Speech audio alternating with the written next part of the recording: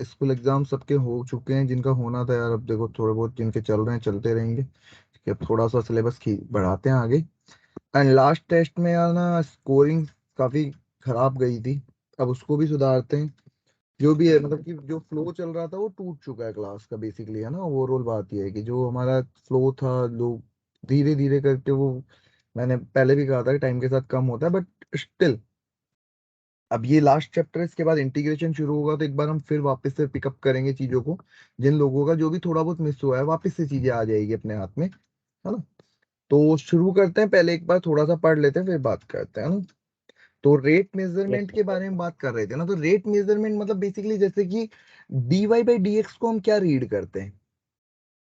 a small change in y due to Change, with respect yes of sir, x. small change in y with respect to मतलब ये x. भी बोल सकते हैं basically x के अंदर y dx dy by dx मतलब कि change in y with respect to x, Yes sir. हाँ सर, है ना। y को x के रेस्पेक्टिवली चेक कर रहे होते हैं, जैसे dx बाई dt लिखा है। यस सर, जैसे डिस्टेंस चेंज होता है टाइम के साथ, change in x with respect to, time t। ऐसा ही कुछ बोलते हैं। हाँ सर, Yes डी sir. बिल्कुल कुछ इसी तरह की तो बातें हम कर रहे होते हैं। तो अगर एक बात बताओ कि अगर तुम्हारे पास ऐसा कहीं लिखा हुआ है कि dy by dx greater than 0, इसका मतलब क्या होता है। Sir Increase. इंक्रीजिंग है, स्ट्रिक्टली इंक्रीजिंग है। y इंक्रीजिंग फंक्शन होगा, यही हाँ चीजें थी। सर, हाँ सर, तो पहला तो बेसिक हमें यही पता हो कि रेट चेंज होता क्या है। उसके बाद में तुम लोगों ने पढ़ा होगा कि ds अपॉन dt या dy अपॉन dt, इसके बारे में तुमने पढ़ रखा होगा कि डिस्प्लेसमेंट डिवाइड बाय टाइम, इसको क्या बोल रहे होते हैं, वेलोसिटी भी बोल रहे होते हैं। Velocity. Yes sir. और dv Yes sir. Upon dt को Acceleration. एक्सेलरेशन, है acceleration। ना। ये ऐसा कुछ बोल रहे होते हैं हम। Yes sir. तो इतना तुम्हें पता है, अब क्वेश्चन लिखना शुरू करेंगे, एक क्वेश्चन फिजिक्स बेस्ड करेंगे, बाकी खुद से करेंगे। तो एक बार लिख लो एक बार यहाँ तक, फिर शुरू करते हैं कि इस पे क्वेश्चंस क्या आते हैं। मैं ना इनको डिवाइड कर करके नहीं पढ़ाऊंगा कि मार्जिनल रेट अलग नाम दे रहा हूँ या किसी और चीज का नाम, सबका सेम ही चलने देंगे और धीरे धीरे करके बढ़ा दें, ठीक है। हाँ सर,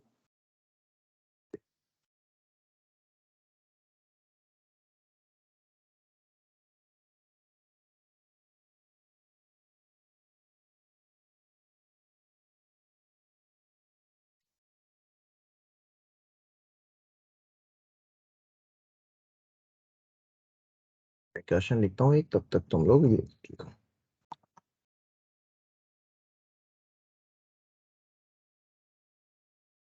क्वेश्चन लिखता हूँ एक, तब तक तुम लोग ये लिखो। एस तुम्हें दे रखा है T cube by 3, T cube by 2 कर लेते हैं -60। Find the value of acceleration, value of value of acceleration at the time when velocity vanishes। जब वेलोसिटी जीरो होती है उस टाइम पे एक्सेलरेशन क्या होगा।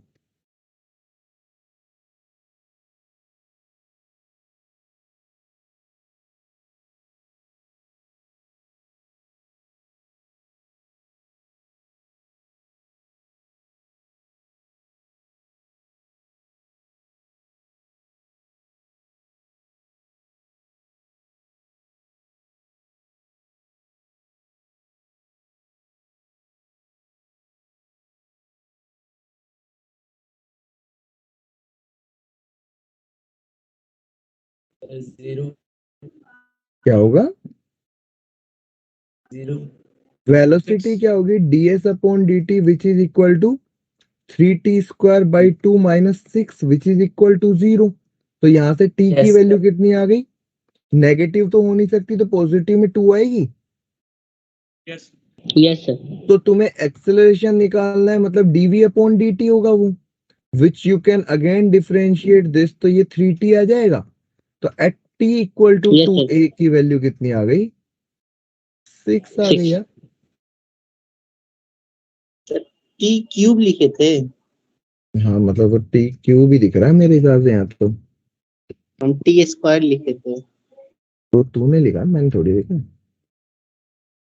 जैसे हाँ, next question, the length x of a rectangle is, the length x of a rectangle is decreasing at rate of,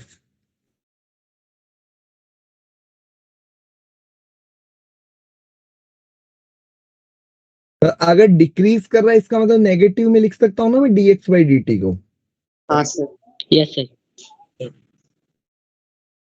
this, ठीक है, and width y is increasing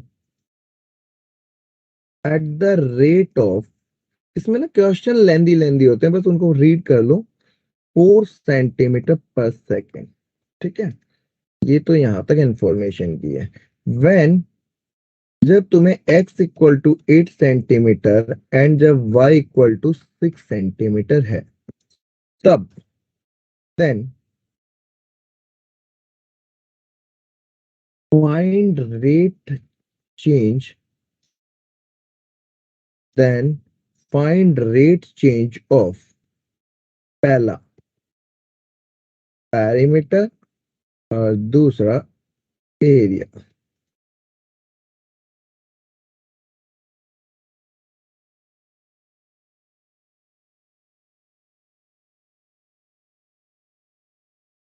area of rectangle basically है ना, area का मतलब।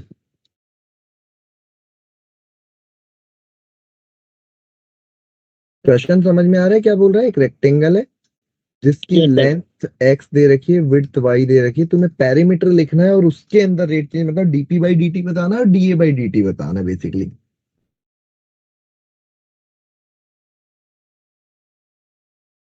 तो आज लोग काफी सारे हैं, मतलब एग्जाम खत्म हो गई है, कोई ना, अभी तक ऐसा कुछ है नहीं, मैक्सिमम मिनिमा बिल्कुल अलग चैप्टर रहेगा तो कोई दिक्कत नहीं आएगी।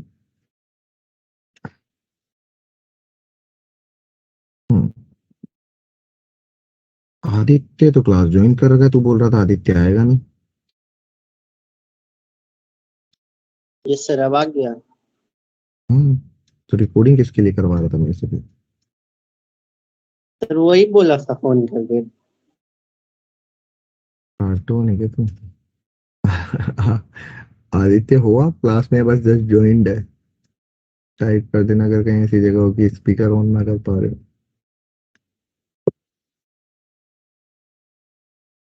तो कैसे करना है इस क्वेश्चन को? हो। वही तो तुम्हें सोचना है। पेरीमीटर क्या होता है? तो आ रहा है सर, पेरीमीटर होता है क्या? -2 आ रहा है। ये होता है x प्लस 1 तो dp बाई dt कितना हो जाएगा? स्क्रीन फ्रीज है आपकी। अच्छा, एक सेकेंड, तो पेरीमीटर -2 और एरिया -1 ये आ जाएगा।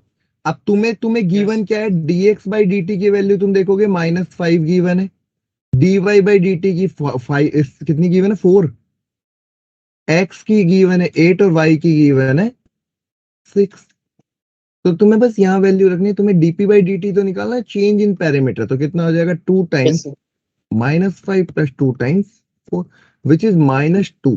-2 का मतलब क्या हो जाएगा बेसिकली, अगर तुमसे बोला जाए तो कि डिक्रीज कर रहा है पेरीमीटर किस रेट से? 2 सेंटीमीटर पर सेकेंड से।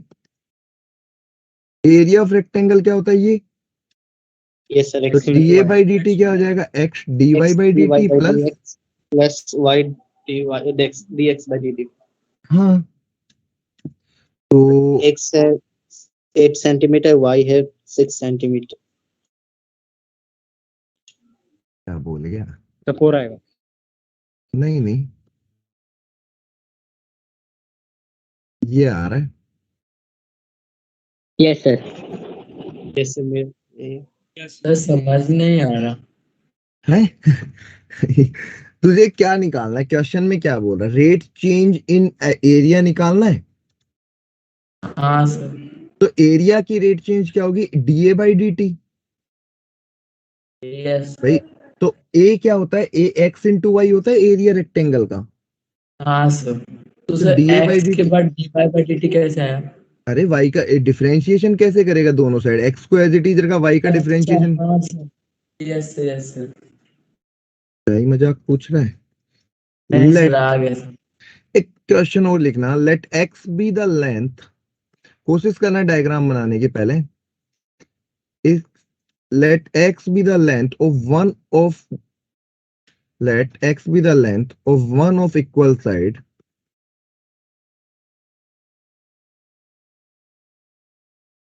one of equal side of an isosceles triangle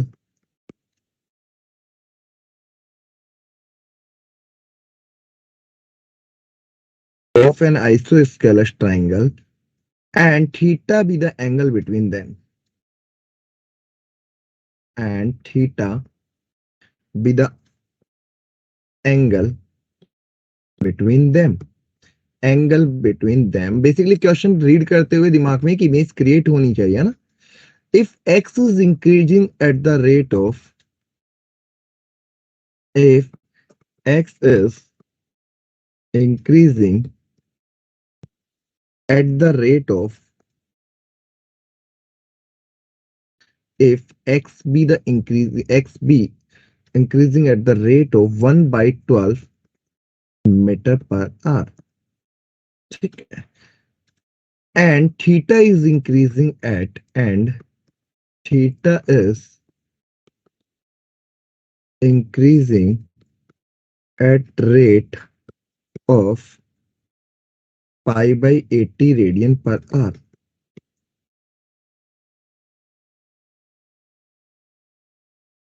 then find the rate at which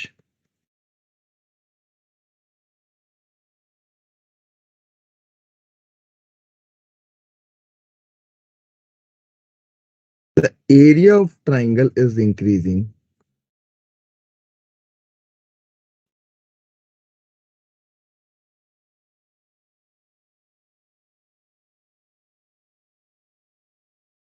the area of the triangle increasing when x equal to 12 centimeter and theta equal to pi/4। Question देख लो एक बार, कोशिश करो diagram बनाने के isosceles triangle जिसके sides, और फिर area लिखने का ट्राई करो इन चीजों को इंक्लूड करते हुए, फिर बात करते हैं, ठीक है। पहले एक बार लिख लो जिससे आइडिया लगे क्वेश्चन बोल क्या रहा है।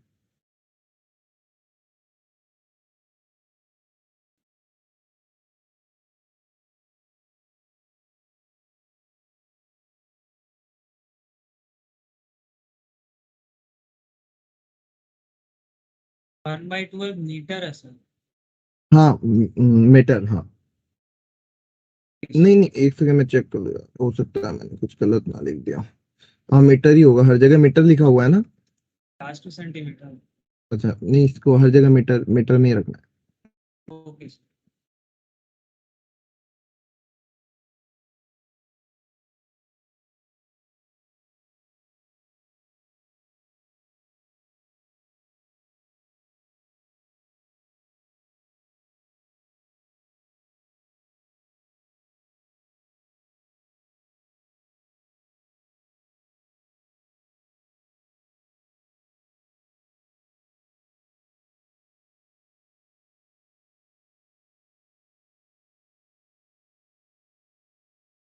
ठीक है, तो रीड कर लो एक बार क्वेश्चन, फिर समझ में आएगा।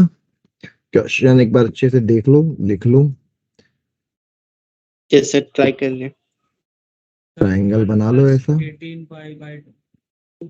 मैं मतलब पूरा सॉल्व नहीं करवा रहा, मैं ये बोल रहा हूँ कि करना क्या है, बस ये समझ में आ जाए। तुम्हें गिवन क्या है, x equal to 12 metre, theta equal to pi/4, dx upon dt equal to 1/12 and d theta by Yes. dt equal to pi/, 180 ये तुम्हें गिवन है। अब एरिया का फॉर्मूला क्या होगा बस ये बता दो। Half into base into theta, height की जगह हाइट को थीटा और बाद में तुमने ये पढ़ा है 1/2 AB साइन थीटा। यस। भाई हाँ तुम्हें सर, इन दोनों को इंक्लूड करते हुए लिखना है ना यार। x square sin तुमने theta by 2। x स्क्वायर थोड़ा सा साइन पढ़ा थीटा होगा, तो अगर ये दोनों हाँ, x है x तो square sin x theta. Into sine theta बोल सकता हूँ। हाँ हाँ सर। सर। ये पढ़ा होगा, फिर बहुत बेसिक सा फॉर्मूला यार ये तो, मतलब कि हाफ ए बी साइन सी,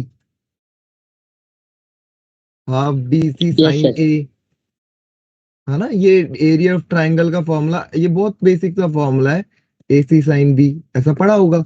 तो क्या होता है, half into angle between these two sides, और उसका दोनों साइड का प्रोडक्ट, यही होता है बेसिक। Yes sir. यस बस सर। इसी फॉर्मूले का यूज करना। अब एरिया पता है तो D a by D T लिखना है तुम्हें बस। तो आई थिंक कोई बड़ी बात नहीं है, हाफ को तुम साइड में रख लो बाहर। एक बार 2x का हो जाएगा 2x dx by D T into sine theta as it is, plus अब की बार X yes square as it is cos theta into, theta. बस यहाँ पे वैल्यूज पुट कर देंगे, आंसर आ जाएगा। कर लोगे ना, अभी तो समझ में आ गया करना क्या है। Yes sir. हाँ, एक्स हाँ स्क्वायर सर। 12 इंटू 1/√2 और डी थीटा आ जाएगा। अब बस कैलकुलेशन है, अब आगे बस इतना ही छोड़ दूंगा, मैं ज्यादा कैलकुलेट नहीं करूंगा। 2 सब में से कट रहा है, तो ये 12 से 12 कट गया, 2 से 2 गया, तो ये तो 1/√2 बच गया आई थिंक, पूरा का पूरा कट गया। और यहाँ से 2 अगर देखेंगे तो कट जाएगा। कैलकुलेट कर लो यार, जो भी आंसर आ रहा है कर लोगे इसके आगे। Yes sir. Yes sir. Yes yes sir. पूरे में से 1/√2 अगर कॉमन लेंगे तो यहाँ तो 1 बच जाएगा आई थिंक, और यहाँ बच जाएगा 2π/5 कैलकुलेट करके शायद। रहने दो, अगला क्वेश्चन कर। तो ओवरऑल क्वेश्चन समझ में आया कि यहाँ पे तुम्हारे लिए टारगेट सिर्फ ये था कि तुम ये फॉर्मूला लिख दो। अगर ये फॉर्मूला लिख दिया तो क्वेश्चन अपने आप ही हो जाएगा, है ना? यस सर, ये लिख लिया। Yes sir. तो बस तुम्हें डिफरेंशिएट करना है कि change in area with respect to जो भी हमें क्वेश्चन में गिवन है। अगला क्वेश्चन थोड़ा सा सोचना है, उसमें मतलब कि तुम्हें काफी चीजें दिमाग लगानी पड़ेगी।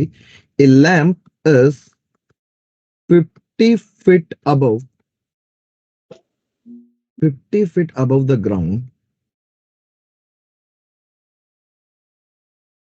A ball is dropped.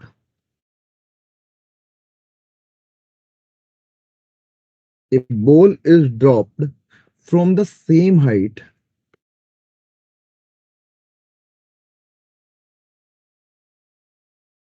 A ball is dropped from the same height from a point. तुम्हें डायग्राम समझना है पहले कि डायग्राम बोल क्या है। From A point 30 feet far away from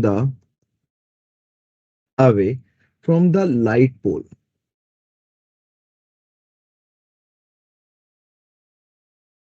मतलब तुमने उस पोल से 30 फीट दूर से तुमने एक बॉल को नीचे गिराना शुरू किया, है ना, मतलब कि ये हॉरिजॉन्टल डिस्टेंस होगी, है ना। If ball falls a distance, if ball, वो जो फॉल कर रही है वो किस फंक्शन की तरह से कर रही है, falls a distance, if ball falls a distance s equal to 16t² 16t² feet in t second. After t second अगर देखे तो वो इतना हमारा क्या कर चुकी होती है, फॉल कर चुकी है, नीचे आ चुकी है। Then how fast how fast is the shadow, how fast the shadow of the ball moving, how fast the shadow of ball moving along the ground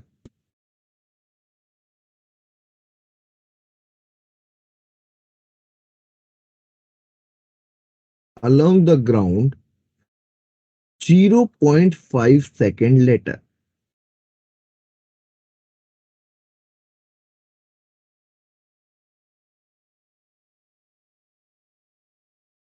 sir third line में क्या लिखा है? 30 feet away from the।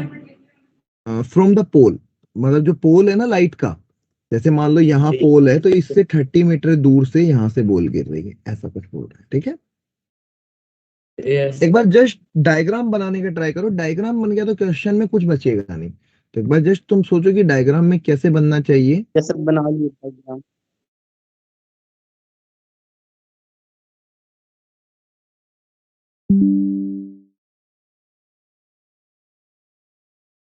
Yes sir, diagram बन गया।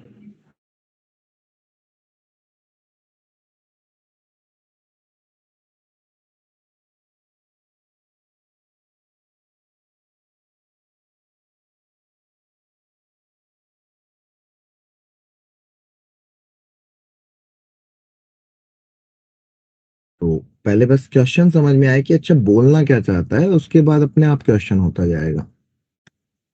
Yes एक sir. 50 metre दूर, वो तुमने डायग्राम ऐसा बनाया होगा, पहला तो डायग्राम बने कि एक 50 मीटर दूर एक पोल है, सॉरी 50 फीट का एक पोल है, यहाँ पे लाइट लैंप ठीक। रखा हुआ है कोई। Yes sir. इससे 30 मीटर दूर, 30 फीट 30 अगेन, फीट 30 फीट दूर यहां से एक बॉल, सेम हाइट से एक बॉल आ रही है, बट आफ्टर टी सेकेंड मान लो कहीं पे ये, आफ्टर टी सेकेंड यहां कहीं पे बोल रही होगी, है ना, मतलब कि 0.5 सेकेंड नहीं, क्योंकि टी के फंक्शन में दे रखा है ना मुझे पूरा का पूरा ग्राफ। तो मैं बोलूंगा कि इस टाइम पे इसकी इमेज कितनी बन रही होगी, जैसे अगर ये यहाँ पे रही होगी तो इमेज कुछ ऐसी बन रही होगी शेडो, अगर बोल यहाँ पे टी सेकेंड बाद, हाँ सर। एट टी सेकेंड, तो अगर मैं देखूं तो इसकी शेडो जो होगी वो ये होगी, और ये जो होगा वो कुछ इसकी हाइट होगी टी सेकेंड बाद। हाँ सर। अब रिलेशन बताओ कि क्या होना चाहिए, सिमिलरिटी लगा दे सर। लगाओ जो लगाना है। और तुम्हें इसमें कुछ गिवन भी है कि एक बार देखना, तुम्हें इसके अंदर गिवन है कि S equal to 16t² function दिया, कैसे चेंज हो रहा है। हाँ, तो ये y को तुम t की फॉर्म में बता सकते हो शायद, कि y सर ये कितना फिगर एक बचा। बार उसमें दिखा दो। क्वेश्चन रीड कर, क्वेश्चन क्या बोल रहा है कि एक ग्राउंड है, उसके ऊपर एक पोल है 50 फीट का, यही है, हाँ सर। और इससे 30 फीट दूर सेम हाइट से एक बॉल को ड्रॉप करना है। अब वो 0.5 हाँ सेकेंड पे जहां होगी तब उसकी शेडो के बारे में बात कर रहा है। तो मान लो किसी टाइम पे वो यहाँ होगी, 0.5 सेकेंड का नहीं, मतलब किसी टाइम पे यहाँ होगी, तब यस सर। लाइट की शेडो तो इसकी वजह से बनेगी। तो शेडो जो बन रही होगी वो कुछ ऐसी होगी, ये वाला फेस शेडो होगा। Yes sir. तो भाई यहां तक आने के बाद में 0.5 रख देंगे हम। तो बेसिकली इसको y और इसको x मान लिया, तो dx बाई dt बताना है मुझे एक तरीके से। हाँ सर। Yes sir. तो अब यहां से तुम बताओ कि क्या क्या चीजें तुम यहाँ पे रिलेट कर सकते हो, तुम्हें जो गिवन है, क्या क्या गिवन है, क्या क्या रिलेट कर सकते हो। y equal to 2/3 of x से रिलेशन आ रहा है सर। क्या आ रहा है, y equal to 2/3 of x से रिलेशन आ रहा है। y इक्वल टू 2/3x, ये कैसे आ गया। नहीं सर, कुछ हो रहा है। इन दोनों के अंदर क्या आ रहा होगा, y बाई एक्स आ रहा होगा, और पूरे बड़े ट्राइंगल में 50/30 प्लस एक्स आ रहा होगा। हाँ सर। तो y इक्वल टू कितना आ गया, यस सर, x y होगा, एक गलती कर दी तुम्हें मैंने सर। निकालना क्या है, dx बाई dt निकालना है भाई, x में ही निकालना है ना वैल्यू। हाँ सर। अब y को तुम बता सकते हो, y की वैल्यू क्या होगी t की फॉर्म में, भाई y कितना होगा, कोई बता सकता है इस चीज को। y t के फॉर्म में। हाँ ऑब्वियसली, एट टी टाइम पे ये कितनी डिस्टेंस बची होगी। अच्छा यहां से यहां तक कितना 50 ट्रेवल कर 16 चुका t होगा, स्क्वायर। यहां से यहां तक कितना 30/dt ट्रेवल कर चुका होगा, तो 50 16 टी माइनस y। स्क्वायर।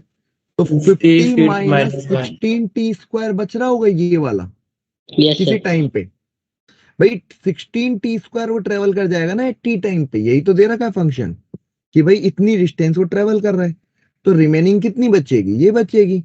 तो dy बाई डी टी तुम क्या बोल सकते हो, 50 माइनस, सॉरी 50 का तो जीरो हो गया, माइनस का 32 dt, और at t equal to 0.5 half second पे कितना आ जाएगा, कितना आ जाएगा, ये आ जाएगा। सर ये वा- समझ अभी नहीं तक नहीं आया sir. y equal to 50 minus 60 ts वर्ग क्यों? अरे ये लाइन पढ़, ये वाली लाइन, ये इफ तो बॉल ball फॉल्स से distance 16 t square fit in T second, तो यहाँ टी सेकेंड में वो कितना ट्रेवल कर गया, 16 t स्क्वायर ट्रैवल और करेगा। टोटल वाई कितना बचेगा, टोटल तो 50 था, हाँ सर। तो वाई इतना बचेगा। हाँ और ये y सर की आ वैल्यू अगर 0 पर at t equal to half पे y की वैल्यू पूछी होती तो कितनी आती, 16 माइनस 16। अरे क्या क्या सर? इंसान है, y की वैल्यू y की वैल्यू कितना पे? कितने पे निकालनी है, क्वेश्चन में कितने पे आप निकलवा रहे हैं? यस सर, हाफ टू ये 1/4 समझ में आ तो रहा है ये कैसे लिखा? Yes sir. भाई तुम्हें ये समझ में आया, वापस सुनना, y equal to 50 minus 16 t square होगा, इसमें किसी को दिक्कत? अब क्वेश्चन तुम्हारा ऐसा है, तुम्हें dx बाई dt चाहिए, तो यहां से क्या तुम at t equal to 2y half y की वैल्यू बता सकते हो कितनी होगी? यस सर 46 आ 46। जाएगी। हाँ और dy बाई dt अगर तुम निकालोगे तो कितना आएगा, 0 माइनस 32t, तो at t equal to half कितना आ गया dy बाई dt, हाँ सर।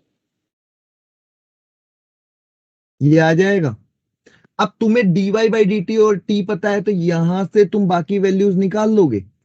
भाई यहां से तुम क्या बोलोगे, एट y इक्वल टू दे रखा है 50x अपॉन, तो अगर y की वैल्यू 46 है तो x की वैल्यू आ जाएगी t इक्वल टू हाफ पे कितनी होगी, यस सर। कितना आएगा, 46 into 30 plus 46x equal to 50x। Yes तो सर x की वैल्यू कितनी आ जाएगी, 46 इंटू 30/4 आ जाएगी। Yes sir. और यहां से अगर y ये दे रखा है तुम्हें 50x अपॉन 50 30 प्लस x, अब इसको x t के रेस्पेक्टिवली डिफरेंशिएट कैसे करोगे, तुम बोलोगे dy by dt can be written 30 plus x का whole square, 30 plus x as it is 50 dx by dt हो जाएगा ये, प्लस अगला कितना हो जाएगा 50x as it is dx by dt। अब तुम इसको कैलकुलेट करके dx बाई dt बता दोगे ना, यहां से कॉमन निकाल के, dx बाई dt कितना आ हाँ रहा है सर। यहां से, dy बाई dt तो एज इट इज है 30 प्लस x का whole square as it is है, डिनोमिनेटर में कितना आ जाएगा, यहाँ से 50 कॉमन आ गया, तो कितना बचेगा यहाँ से, बीच में माइनस आएगा। अच्छा हाँ सॉरी यहाँ माइनस आता है, तो 50 कॉमन आ जाएगा, तो आई थिंक ये तो कट गया, क्या कुछ बचा या नहीं बचा, 30 बच जाएगा केवल, 50x से तो 50x का, अच्छा ये 30 है ना, तो एक सेकंड, ये एक सेकंड कुछ गलत लिखा है क्या, ये सही लिखा है सारा, आई थिंक ये 30 बचा, एक बार चेक कर लेना कैलकुलेशन, कोई दिक्कत नहीं, कैलकुलेशन चेक कर लेना। ठीक है, बस वैल्यूज पुट करनी है, अब सारी वैल्यू तो तुम्हारे पास है ही यहाँ से। सर आपने मतलब y को दो टर्म्स में तोड़ दिया।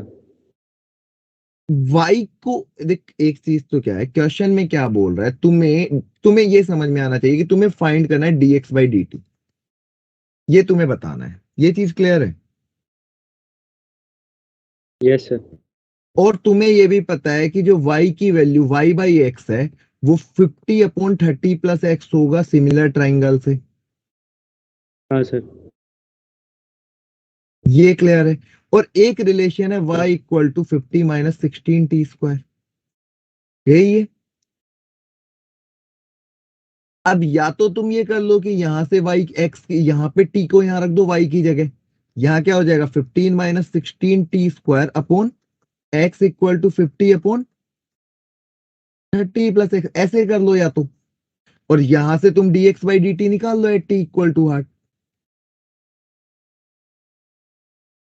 समझ रहे हो? Yes sir. या फिर पूरा का पूरा ऐसे सॉल्व कर लोगे, dy बाई dt अलग से निकाल लिया और इसको अलग से डिफरेंशिएट कर लिया, दो पार्ट में कर लो, ये तुम पे डिपेंड करता है तुम किस तरीके से करना चाहते हो। बस तुम्हें ये दो चीजें लिखनी थी, एक ये लिखना इंपॉर्टेंट था और एक ये लिखना इंपॉर्टेंट था, ये दो बात, जब ये दो पार्ट लिख लेते हो तो फिर क्वेश्चन में सिर्फ कैलकुलेशन है। ये दो पार्ट मेन कॉन्सेप्ट थे जो समझ में आ गए अगर, तो फिर कैलकुलेशन थी जो मैं इधर उधर बिठा रहा हूँ। कोई हो सकता है इससे बहुत आसानी से कर ले, कोई हो सकता है और कॉम्प्लिकेटेड बना दे, और कुछ नहीं है ना। तो डिपेंड करता है तुम किस वे में जाना चाहते हो, बट क्वेश्चन कुछ ऐसा ही था। तो जो आपने लास्ट में बॉक्स में लिखा है इसको दोनों साइड डिफरेंशिएट कर दे, है ना? हाँ बस, और यहाँ पे x आएगा ना, तो at t equal to half x की वैल्यू भी निकल जाएगी यहाँ से। हाँ तो सर। यहाँ t इक्वल टू हाफ पे x की वैल्यू तो आई जाएगी ना यहाँ से। Yes sir. बस तो वही करना है और कुछ नहीं। तो इसको कर दो चाहे तो differentiate with respect to x, with respect to t at t equal to half, बस इससे भी सेम आंसर आएगा। मेन ये दो रिलेशन है कि ये दो रिलेशन हमें पता हो कि ये कैसे लिखें। मेरा क्वेश्चन को समझाने का मोटिव ही ये था कि इन दो रिलेशन को रिलेट कर पाए हम, एक्स और वाई में एक रिलेशन, और क्वेश्चन का मतलब समझ पाए क्या बोल रहा है। बाकी क्वेश्चन में कुछ नहीं है ना। Yes sir. ठीक है, तो एक बार कहाँ तक कुछ लिख रहे थे, या अगला क्वेश्चन दे दूं? देख लो कहाँ पे थे यार, मुझे पता ही नहीं।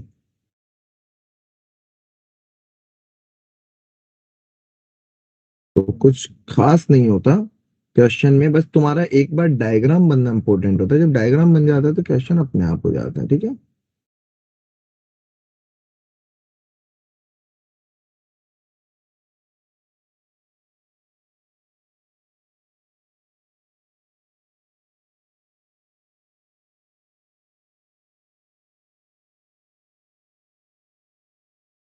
चलिए।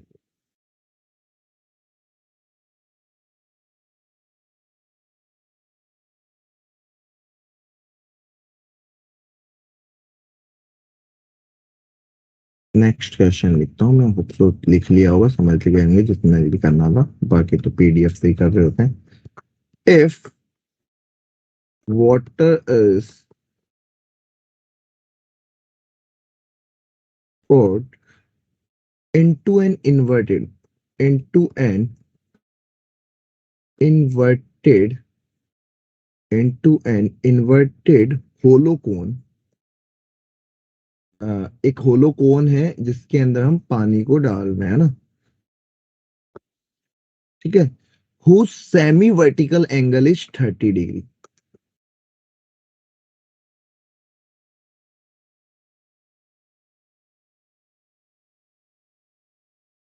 whose semi vertical angle is such that whose semi-vertical angle is 30 degrees such that its depth increases at the rate of its depth increases at the rate of the depth increases at the rate of 1 centimeter per second। ठीक है, find the rate at which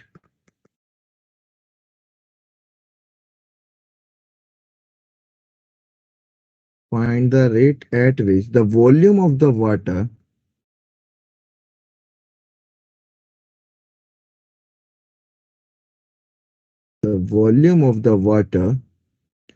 increasing when depth is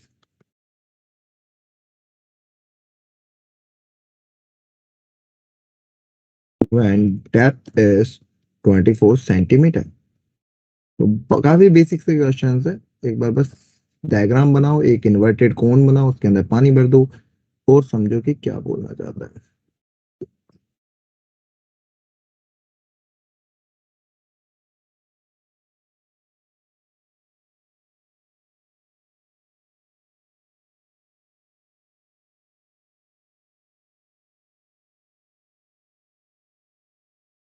sir एक बार ऊपर वाले question में एक और चीज पूछनी। बोल। सर आपने y को 2 बार डिफरेंशिएट करा? नहीं, एक ही बार करा है। एक बार करा है 2 जगह पर? हाँ, ठीक है सर।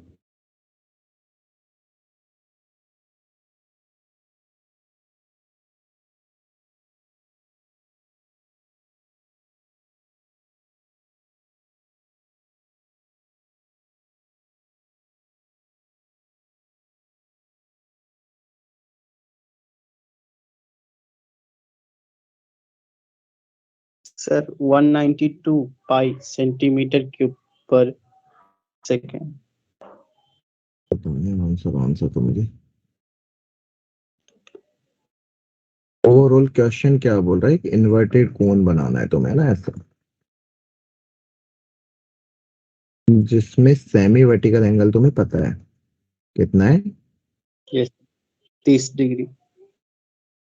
और किसी हाइट किसी टाइम के ऊपर मान लो ये कोई उसकी हाइट रही होगी, ये यस। रही होगी पानी की हाइट, हाँ सर। ये एच है, और उस टाइम पे रेडियस कितनी रही होगी, आर। तो वॉल्यूम कितना होता है कोन का। 1/3 पाई आर स्क्वायर एच। अब बेसिकली तुम्हें अगर इसको डिफरेंशिएट करना है तो तुम्हें आर चाहिए, है ना।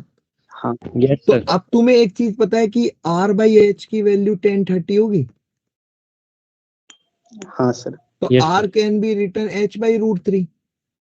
तो क्या v हाँ को ये बोल सकता हूँ 1/3 पाई एच बाई √3 का स्क्वायर इंटू एच, मतलब वॉल्यूम कैन बी हाँ sir. Return pi by 9h3। हाँ सर। अब तुम्हें यहाँ पे ये भी गिवन है क्या कि dh बाई dt कितना गिवन है, 1 सेंटीमीटर और पर h सेकेंड। कितना गिवन है, 24 तो तुम्हें सेंटीमीटर। dv बाई dt निकालना है, तो निकाल लोगे अब तुम।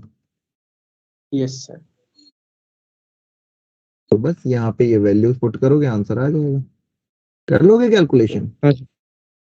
Yes sir. मतलब ओवरऑल यहाँ ये देखना था कि यार यहाँ पे आर भी वेरिएबल था, एच भी, बट हमारे पास हम आर और एच को रिलेट करके हम किसी एक वेरिएबल में कॉमन ला सकते हैं उसको, है ना। Yes sir. यस तो हमने बस वही करने का ट्राई किया है, गॉट इट। तो काफी आसानी से हो जाते हैं क्वेश्चन अगर थोड़ा भी रिलेट कर पाओ। Yes sir. एक लैडर है, एक सीढ़ी है जो कि 5 मीटर लॉन्ग है, एक लैडर की लेंथ दे रखी है 5 metre long, standing on a horizontal standing on a horizontal floor, एक हॉरिजॉन्टल फ्लोर पे वो खड़ी है, लीन अगेंस्ट ए, लीन कर रही है वो against A wall, against A vertical wall,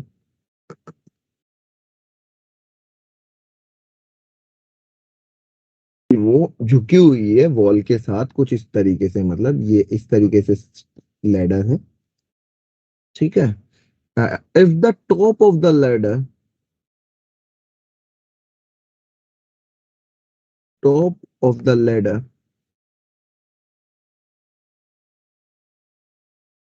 if the top of the ladder slide downward,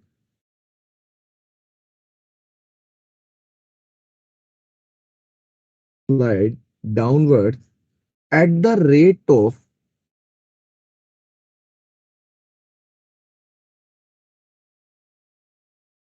at the rate of 30 centimeter per second, at the rate of 10 centimeter per second, कल एक काम करो ज्यादा हो जाएगा 30, then the rate at which the angle,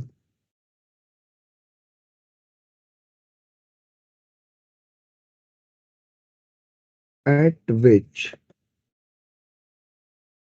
the angle, the angle between the floor and the ladder,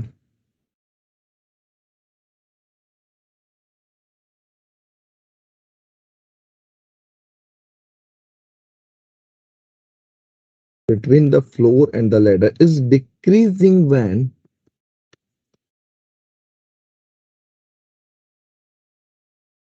is decreasing when lower end of the ladder is,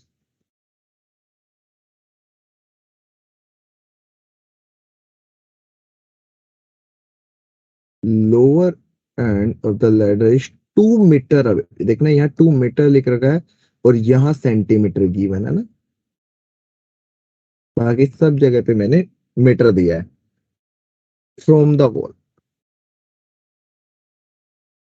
एक जगह पे मैंने सेंटीमीटर पर सेकंड करा है, ठीक है ना, उसको मीटर में कन्वर्ट हो।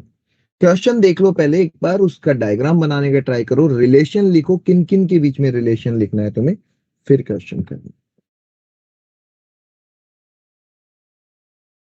तो सबको सेंटीमीटर में कन्वर्ट कर लूं, ज्यादा बेटर तो यही होगा। Yes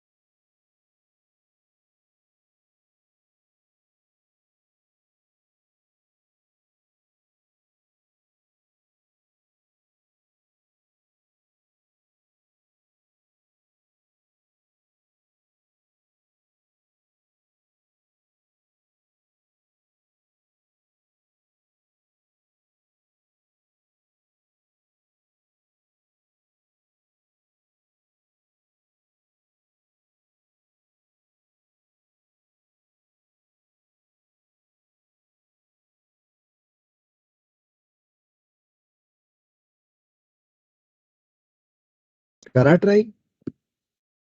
yes sir.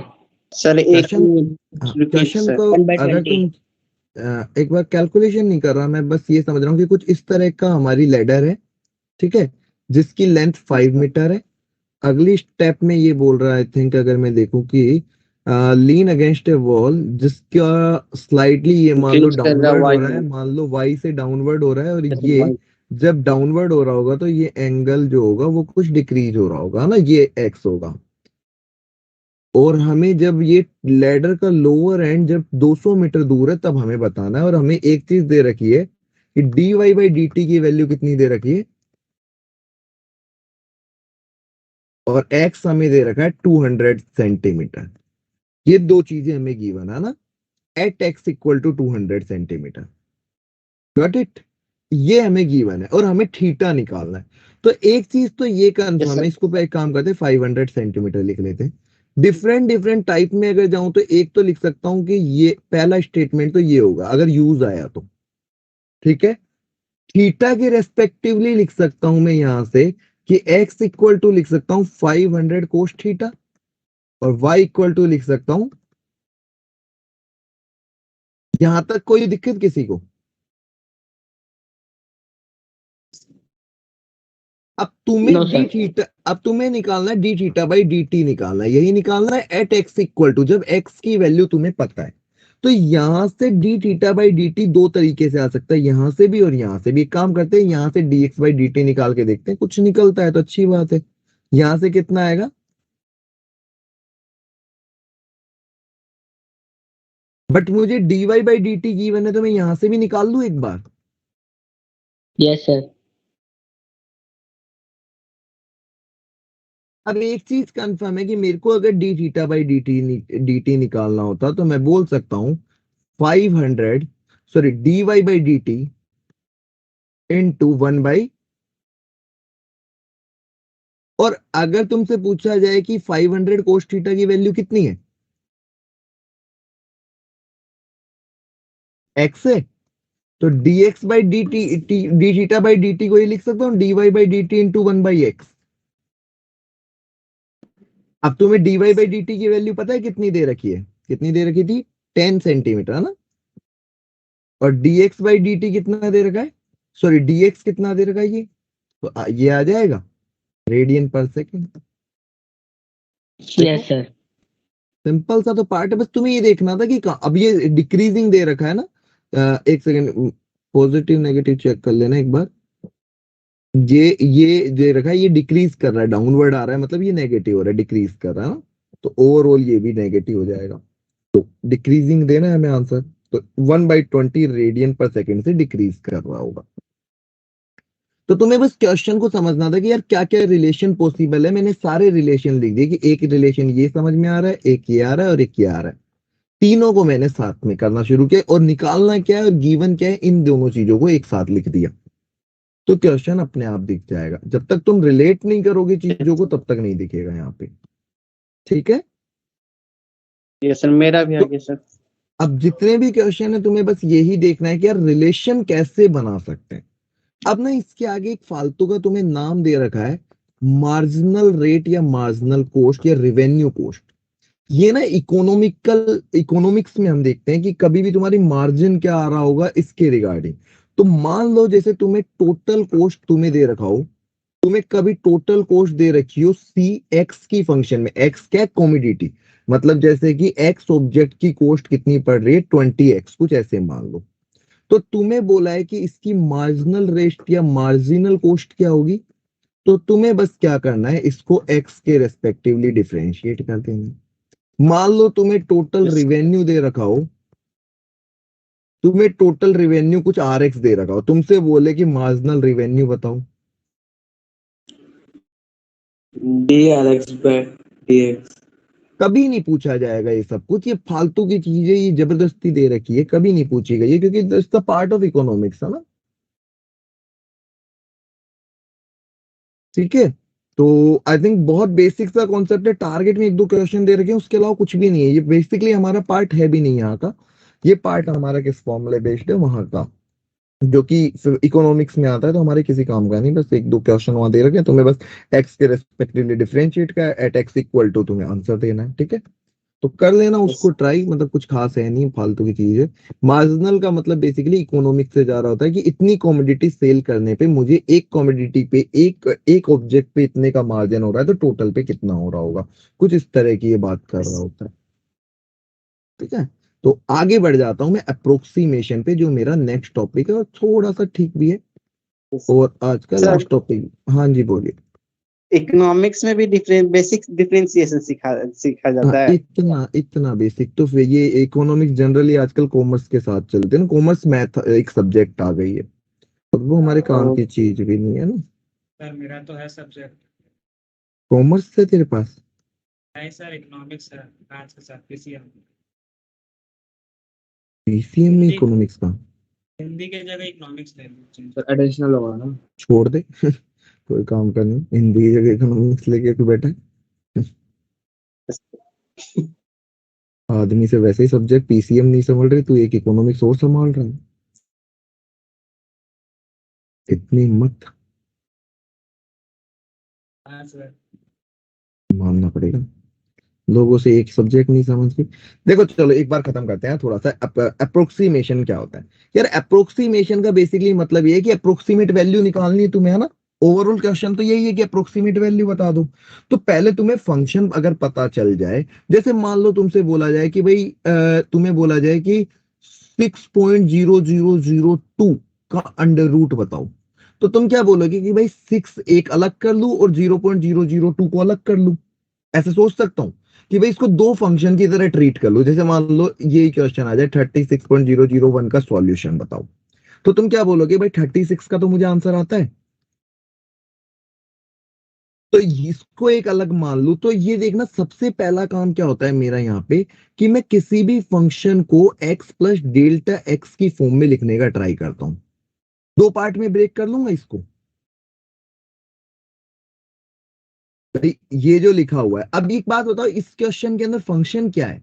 ऐसा कौन सा फंक्शन रखे कि ये 36 और 0.001 रखे तो आंसर आ जाए। ऐसा ही y equal to root x है। देखो हाँ सर। मतलब एक तो पहला टास्क तो मेरा अप्रोक्सीमेशन में कि मैं फंक्शन को आइडेंटिफाई कर रहा हूं कि फंक्शन है कौन सा। जब तक मैं फंक्शन आइडेंटिफाई नहीं कर पाऊंगा पहले, तो वही दिक्कत है, अगर फंक्शन गिवन नहीं है तो तो मैं पहले तो फंक्शन आइडेंटिफाई कर लूं, तो इसका आंसर कुछ ऐसा हो जाएगा कि भाई जो भी एफ ऑफ एक्स की वैल्यू आ रही है प्लस कुछ डेल्टा वाई। भाई इसके करस्पॉन्डिंग बेसिकली जब मैं एक्स को डेल्टा एक्स लिख रहा हूं तो वाई प्लस डेल्टा वाई आएगा। जब मैं x को रिप्लेस कर रहा हूँ x प्लस डेल्टा एक्स से, तो इसके करस्पॉन्डिंग y भी कुछ आया होगा, तो यहाँ कुछ डेल्टा y हो गया होगा। तो मेरा टारगेट यस क्या सर। होता है कि जब मेरे पास x की वैल्यू है और फंक्शन की वैल्यू है, तो एफ ऑफ एक्स निकालना तो बहुत इजी काम है मेरे लिए। भाई अगर मेरे पास जैसे f of x equal to मैं बोल रहा हूँ रूट एक्स है और x की वैल्यू 36 है, तो ये तो इजीली निकल जाएगा f of x. Yes sir. अब मेरा टास्क यस है सर। डेल्टा वाई निकालना। तो डेल्टा वाई निकालने के लिए मेरे को थोड़ा सा, एक तो मैं पहले फॉर्मूला लिख देता हूँ कि डेल्टा वाई का फॉर्मूला क्या होता है। डेल्टा वाई का फॉर्मूला आता है d y by d x into delta x बस। ठीक है, ये तो मेरा क्वेश्चन करने का मेथड हुआ कि भाई मुझे ये करना है और आंसर दे देना। अब आया है कैसे, इसके बारे में बात करना हो तो तुम्हें ये पता है कि d y by d x किसी भी फंक्शन पे हो तो इसको कैसे लिख सकते हैं। Limit h limit tends to zero tending to zero f of f of x plus h plus minus a. F of x upon h होता है। हाँ सर। कि इसी चीज को मैं ये भी लिख सकता हूं कि limit delta x tends to zero, क्योंकि एच भी जीरो होता है, मैं इसको भी बहुत छोटा मान लूं, ये लिख सकता हूं। हाँ सर। Yes sir. तो यहां से अगर मुझसे पूछा जाए कि भाई ये तो बहुत टेंडिंग टू जीरो को अगर मैं एक साइड में कर दूं तो f of x plus delta x किसके इक्वल आ रहा है, तुम देखोगे कि भाई ये इससे मल्टीप्लाई हो जाएगा डेल्टा एक्स, तो है ना, और रिमेनिंग ये नेगेटिव यस वाला सर। इधर आ जाएगा। तो ओवरऑल जब मैं खुद बोल रहा हूं कि डेल्टा एक्स बहुत छोटा है, कि चेंज बहुत छोटा है, तो मैं इस तरीके से लिख भी सकता हूं और मैं ये भी बोल दूंगा कि delta X is very very very less than x. ये तो मेरा यस टारगेट है। सर। तो लिमिट मेरा, हटा दी हाँ क्यों? क्या, लिमिट क्यों हटा दिए? लिमिट मैं ऑलरेडी यहाँ स्टेटमेंट बोल रहा हूँ कि ये बहुत छोटा है, तब मैं लिमिट को हटा रहा हूँ। इसका मतलब यही है ना कि delta x tending to zero, यही तो बोलने के काम आ रही है लिमिट। तो मैं साथ में, मेरे को ये पता ही है कि delta X is very very less than X, मतलब tending to zero for us, है ना। तो इस पार्ट का हमारा ये हाँ सर। टारगेट होता है केवल।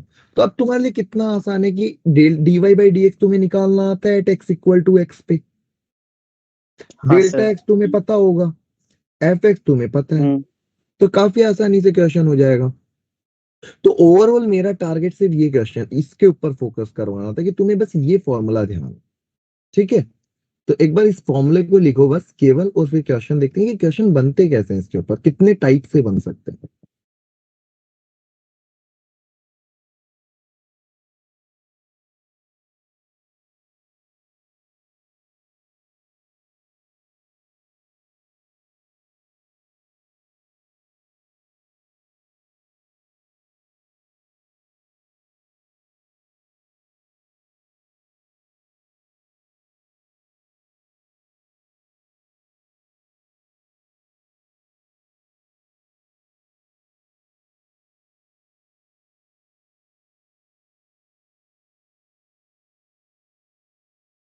लिखिए क्वेश्चन।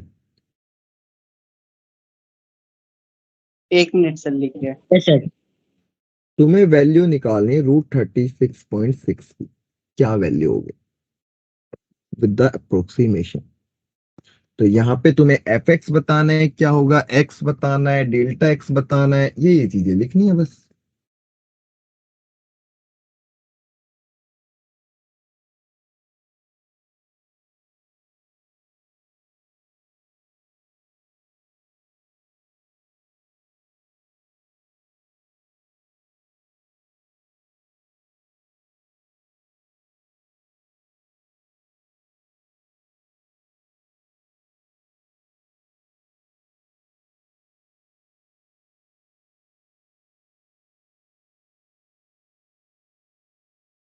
ये तुम्हारा टारगेट होना चाहिए लिखने का।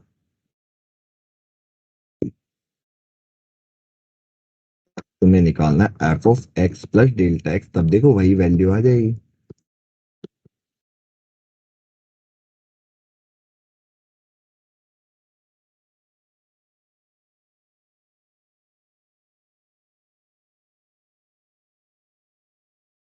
सर 6.005 सर 610.5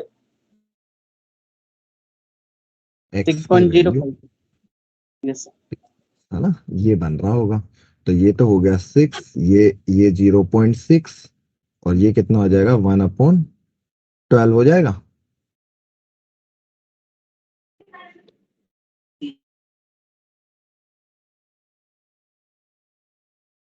ये आ रहा है 0.5 ही आएगा केवल।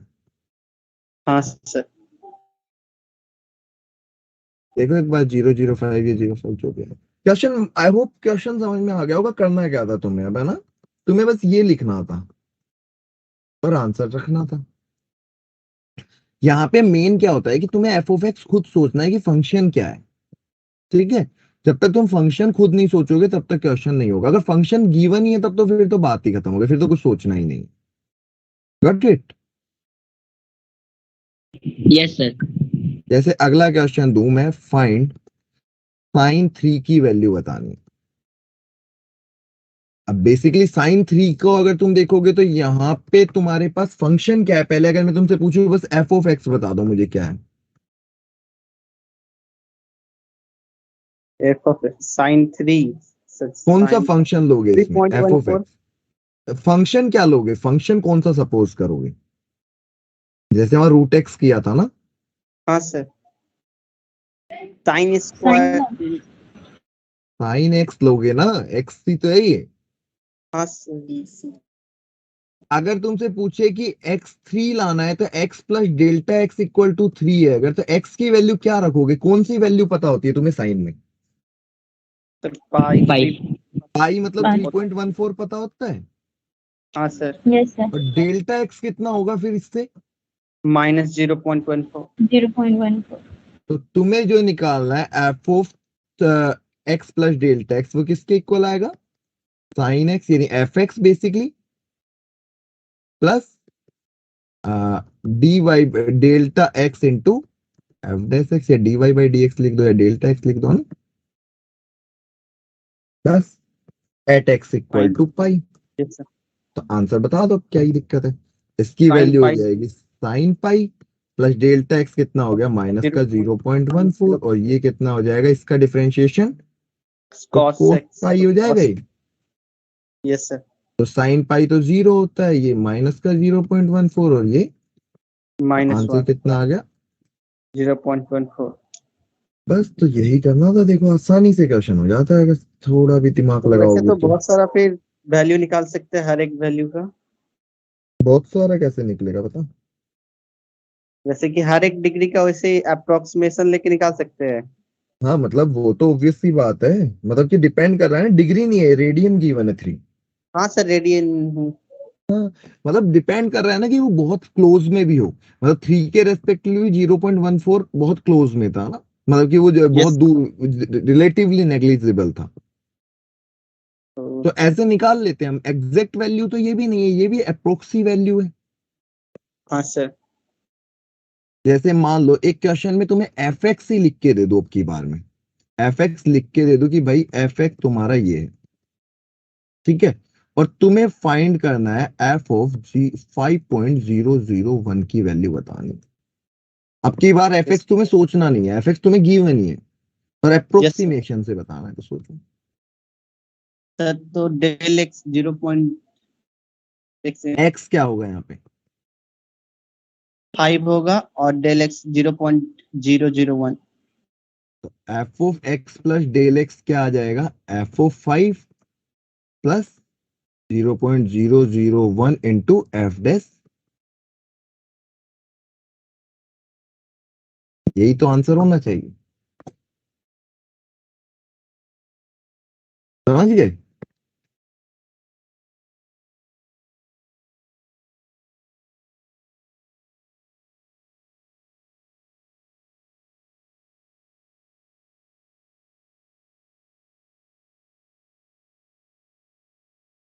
क्वेश्चन समझ गए ना, करना क्या था। यहाँ पे F of x already Yes, they sir. दिया, तुम्हें सोचना नहीं पड़ेगा ना।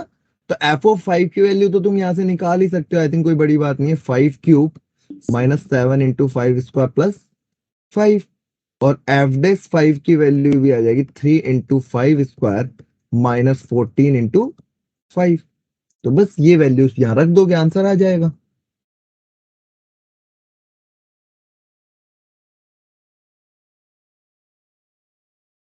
ठीक है,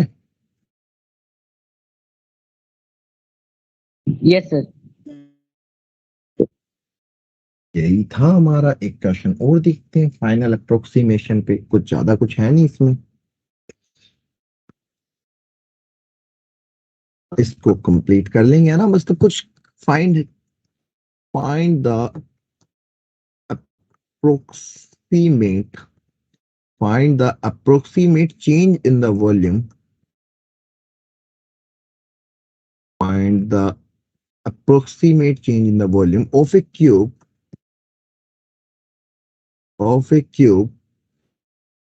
of side x meter caused by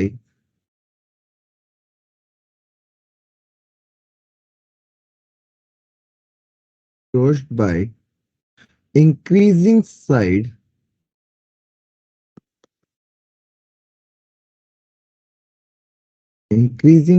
by 1%। कि वॉल्यूम में कितना चेंज आ रहा होगा अगर साइड 1% इंक्रीज करिए, मतलब तुम्हें डेल्टा वी बताना, चेंज इन वॉल्यूम बताना है तुम्हें ना। तुम्हें पूरा का पूरा वॉल्यूम फाइंड नहीं करना, सिर्फ तुम्हें चेंज इन वॉल्यूम बताना है यहाँ पे।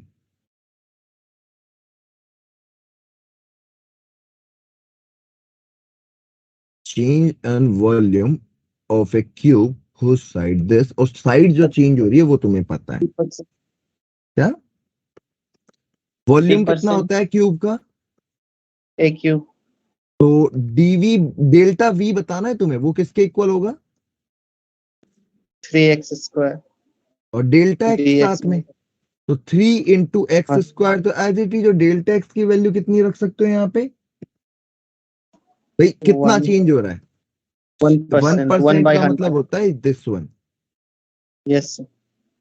तो इतने परसेंट वॉल्यूम चेंज हो रहा है बेसिकली तुम्हारा। अगर तुम वॉल्यूम में चेंज बोलोगे तो परसेंट भी नहीं बोलू इसको मैं, परसेंट के लिए तो 100 से मल्टीप्लाई करूंगा।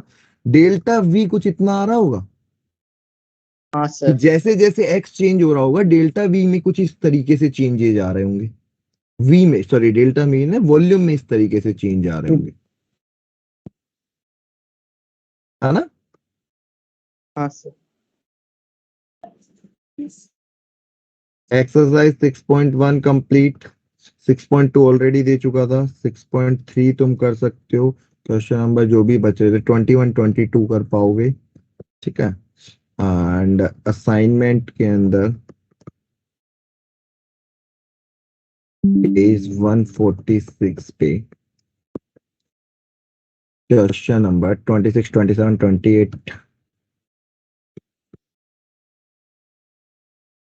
30 31 32, ठीक है। एंड स्टेप 2 में 1 to 4 जो इसके ऊपर बेस्ड क्वेश्चन है, और सोल्ड एग्जाम्पल, सोल्ड एग्जाम्पल अब थोड़े से ठीक दे रखे इसमें करने वाले हैं।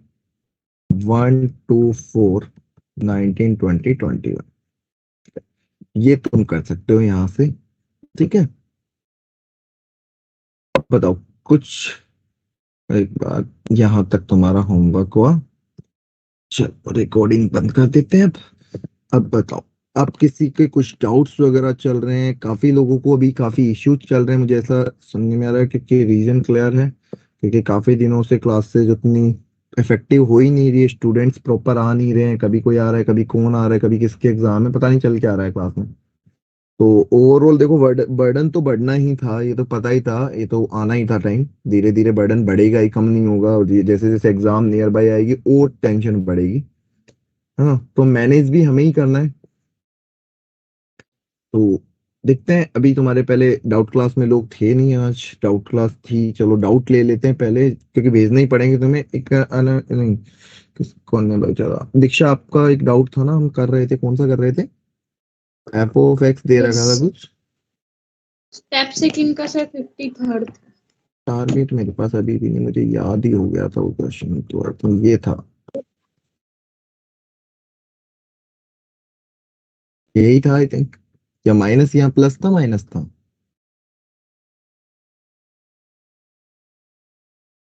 एक मिनट सर देखना पड़ेगा। माइनस ही था, माइनस होगा तभी ये प्लस बन जाएगा। तो इसको अगर मैं, एक तो तरीका था मैंने उसके अंदर क्या करा था, एक्स को ए टेन थीटा और वाई, अच्छा एक्स को मैंने क्या रखा था, ए टेन थीटा। दूसरी चीज, जब मैं डी माइनस एक्स को रख रहा था ना, ए टेन फाइव, तो एक रिलेशन तो टेन थीटा और फाइव में यहां से भी आ जाएगा ना, कि जैसे यहाँ पे सॉरी बी रखा था मैंने, तो एक्स की वैल्यू ऑलरेडी मेरे पास ए टेन थीटा है। तो यहाँ पे मुझे दो फेज में जाने की पहले तो जरूरत नहीं है, क्योंकि जो एक्स यहाँ पे है, यहां से एक्स की वैल्यू कितनी आ रही है, D minus B ten five आ रही है। इसको yes a sir. Ten theta के इक्वल होना पड़ेगा यस सर। भाई, क्योंकि एक्स तो सेम ही है ना दोनों में। तो फाइव यस। थीटा में एक रिलेशन यहां से आएगा, बट वो थोड़ा सा कंफ्यूजिंग हो रहा है। तो ये भी सोच सकते हैं कि हम इसका डायरेक्ट डिफरेंशिएशन करके देखें। इसका डिफरेंशिएशन क्या होगा, डिनोमिनेटर का स्क्वायर, डिनोमिनेटर को एज इट इज छोड़ दूं, और इसका डिफरेंशिएशन वन, माइनस अब की बार इसको एज इट इज छोड़ दूं, इसका डिफरेंशिएशन क्या होगा, इनटू टू एक्स हो जाएगा, यस सर। माइनस इधर वाले का भी कर लेंगे, ठीक है, इसको छोड़ते एक साइड को सॉल्व करते हैं। तो इसको सॉल्व करेंगे, एलसीएम लेंगे, तो ये ए स्क्वायर प्लस एक्स स्क्वायर आ जाएगा, क्योंकि यहां से तो टू से तो टू कट गया, यस सर। यहाँ पे माइनस एक्स स्क्वायर हो गया, नीचे कितना हो गया, ए स्क्वायर प्लस एक्स स्क्वायर की पावर। तो इसको सॉल्व करोगे तो ये आ जाएगा ए स्क्वायर अपॉन, और यहाँ पे जो चल रहा है इसको सॉल्व करोगे तो आई थिंक ये कंप्लीट सॉल्यूशन होके कुछ ऐसा आ जाएगा,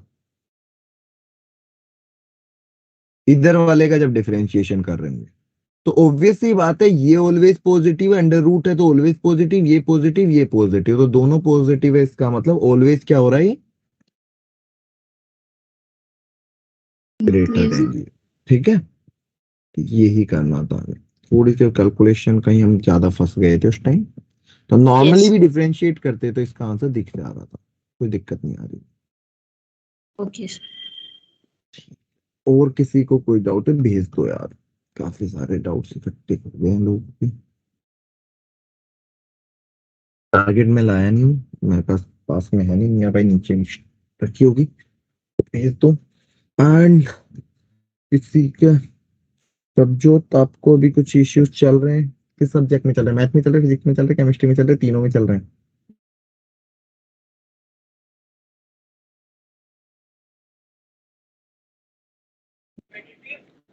सर सब में है थोड़े थोड़े। थोड़े थोड़े ज्यादा ज्यादा है, मतलब सुधरने लायक है या बिगड़ चुकी हालत है, ऐसा लग रहा है।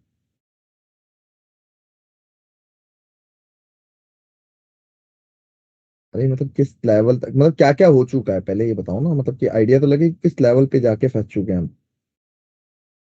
चलो आफ्टर क्लास डिस्कस करते हैं, ठीक है। सर कॉन्सेप्ट पूछना था। क्या, सर वो क्लास में ली थी ना, तो एक कॉन्सेप्ट पूछना था। कौन सी? सर वो जो आपने कराया था ना, सेकंड ऑर्डर डेरिवेटिव और मीन वैल्यू थ्योरम, ये वाले। सेकंड ऑर्डर डेरिवेटिव तो भी पढ़ाया नहीं मैंने। अच्छा हाँ हाँ हाँ, हाँ पढ़ा है, बोलो। सर वो बता दो एक बार कॉन्सेप्ट। पूरा कॉन्सेप्ट? सर सेकंड सर अब मैं सब डेरिवेटिव में मुझे भी डाउट था। सेकंड ऑर्डर मतलब क्या, सेकंड ऑर्डर डेरिवेटिव में डाउट क्या, पूरा कॉन्सेप्ट नहीं, मतलब डाउट क्या है, मतलब कौन से पॉइंट की बात कर रहे हो? सर उसको दोबारा डिफरेंशिएट करते टाइम थोड़ी सी दिक्कत होती है। अगर मैं dy बाई डी एक्स करता हूं तो ये एफ डैश एक्स होता है, और इसका दोबारा से डिफरेंशिएशन कर दूं तो ये एफ डबल डैश एक्स हो जाएगा, मतलब which is d two x, d two y by yes d sir. X square. अब जैसे कोई यस सर। क्वेश्चन देख लो जिसके अंदर हम समझ पाए, जैसे x equal to a cos theta ले लिया और y equal to a sine theta ले लिया, ठीक है। अब मुझे डिफरेंशिएट करना हो तो मैं इसको x को लिखूंगा D x by D theta, ये कितना आ जाएगा, और dy बाई डी थीटा कितना आ जाएगा, ये आ एक और जाएगा। एक और तो मैं dy/dx बता सकता हूँ कितना होगा।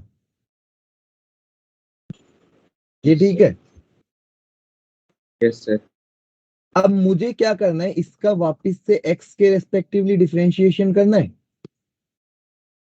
तो कोट का डिफरेंशिएशन Yes, sir. तो मुझे पता है, कोसिकेंट होता है तो माइनस माइनस तो प्लस हो जाएगा। बट अब मैं x के रेस्पेक्टिवली थीटा का फिर से करूंगा। थीटा का क्या आएगा, यही होगा।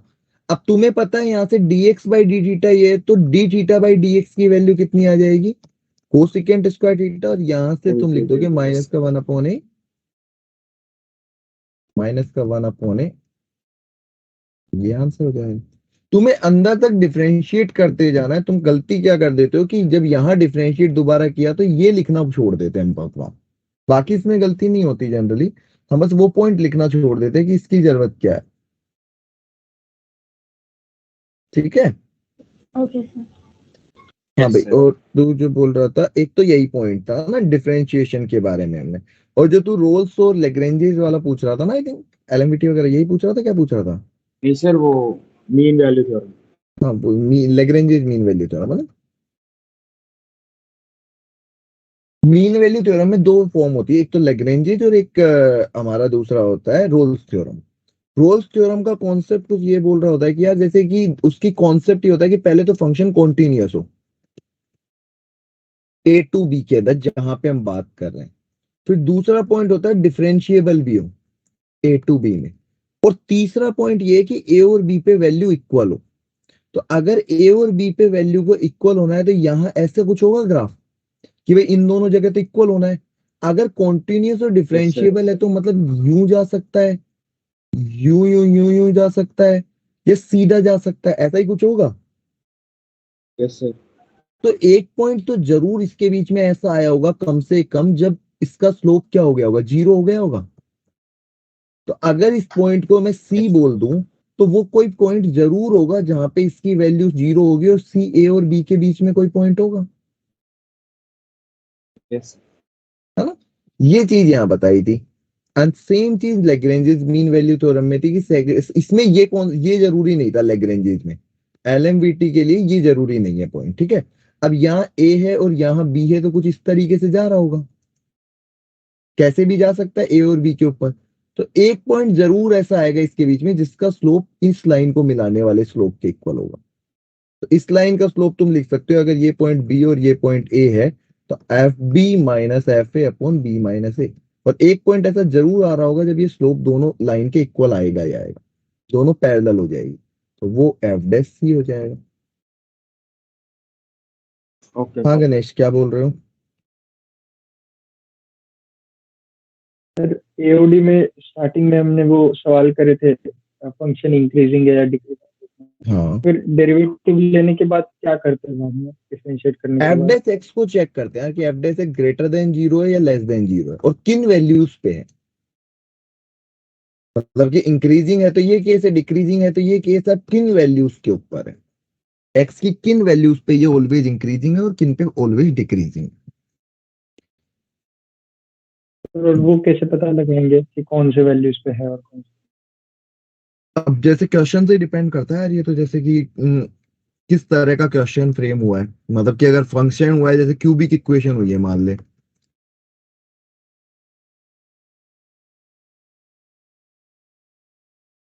ऐसा, तो इसका एफ डैश एक्स कितना आएगा? X square minus 6x plus तो 9 ये 3 कॉमन आ गया तो कितना आ जाएगा? X square minus 2x plus 3। अब ये हमें पता है क्वाड्रेटिक है, जो कभी भी नेगेटिव नहीं होगी, है ना, क्योंकि इसका डिस्क्रिमिनेंट नेगेटिव है, तो ये ऑलवेज पॉजिटिव है। अगर मान ले यहाँ पे कुछ और होता है, यहाँ पे मान ले यहाँ पे कुछ और लिखा होता, तो हम ये देख लेते कि किस किस इंटरवल में पॉजिटिव है, किस किस इंटरवल में नेगेटिव है। इसको ऐसे बना देते ना x minus alpha x minus beta करके। Yes sir. तो कुछ यही देखना होता है, फंक्शन अजीबोगरीब बन जाएगा तो फिर उस टाइम पे उसके अकॉर्डिंग सॉल्व करेंगे हम। इसका अच्छे अच्छे क्वेश्चन मिलेंगे तुम्हें। एक जेई एडवांस में आया हुआ क्वेश्चन है इसका, exactly I am not remembering, but मैं तुम्हें बताता हूँ क्या था कि कुछ एक्स एफ ऑफ एक्स के अंदर दे रखा है एक्स की पावर 100 1 एक्स की पावर 19, कुछ इस तरह का क्वेश्चन था जिसमें तुम क्लब कर करके देखोगे तो तुम्हें समझ में आएगा। वो एक बार क्वेश्चन एग्जैक्ट तो मुझे याद नहीं आ रहा क्या था, बट ऐसे क्वेश्चंस काफी मिलेंगे तुम्हें। तुम्हें बस ये देखना होता है कब ये ऑलवेज इंक्रीजिंग है और कब ये ऑलवेज डिक्रीजिंग है। जैसे एक क्वेश्चन अगर हम देखें कि एक्स एफ ऑफ एक्स ऐसा दे रखा है, मान लो एक्स क्यूब माइनस तो ये बनेगा 3x² बन जाएगा, माइनस का 6x ले लेते हैं या 2x ले लेते हैं, 3x² ही ले लेते हैं, प्लस का अभी हमने जो लिया था वहां पे क्या था, इसको एक काम करते हैं 3 नहीं, यहाँ से 3 कॉमन आएगा ना, तो 3 कॉमन लेना है मुझे, 9/2 कर देते हैं, तो ये x² माइनस 3x बन जाएगा, और प्लस का यहाँ से कुछ 6x प्लस साइन एक्स कर देते हैं, देख लेंगे मतलब कैलकुलेशन बाद में देख लेंगे, ठीक है। तो एफ डेस एक्स क्या बन गया इसका,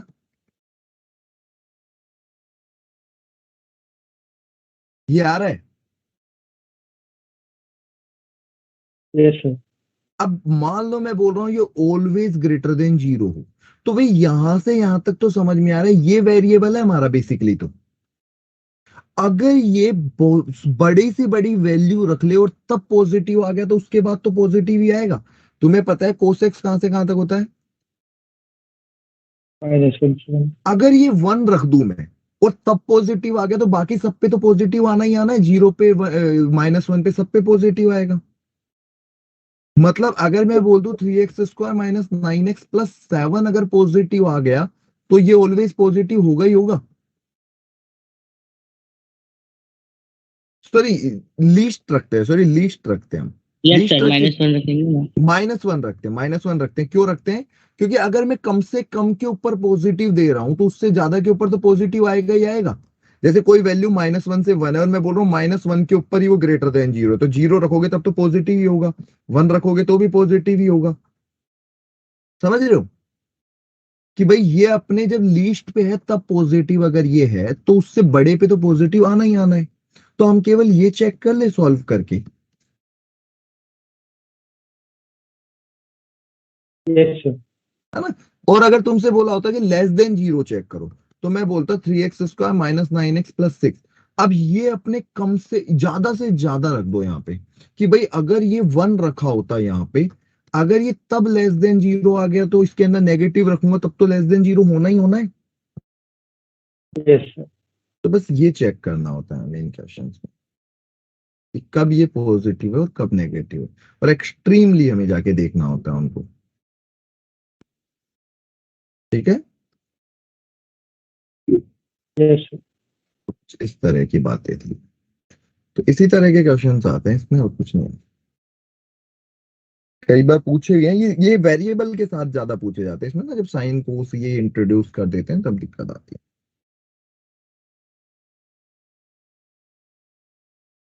ठीक है, तो अगली क्लास में बेसिकली हम मैक्सिमा मिनिमा शुरू करेंगे which is quite important, and इसी वजह से अभी तक थोड़ा सा चल रहा था कि एक बार टाइम मिल जाए बाकी लोग भी आ जाए। कल ही हमारी क्लास है तब हम मैक्सिमा मिनिमा की तरफ बढ़ जाएंगे, हम आराम से उसे करेंगे। दो दो तीन क्लास लगेगी, 3 क्लास में हम खत्म कर देंगे उसे, एंड देन टारगेट डिस्कस करके हम इंटीग्रेशन पे बढ़ जाएंगे। तो बस अगले वीक से हम जब शुरू कर रहे होंगे तो इंटीग्रेशन पे रहेंगे, और बेसिकली मेन हमारा टारगेट वही रहेगा कि दोबारा से एक नया पिकअप होगा वो हमारे लिए, जहां से हम दोबारा से उठ रहे होंगे कि हाँ भाई जो गिव अप हुआ है रुक के दोबारा उठे।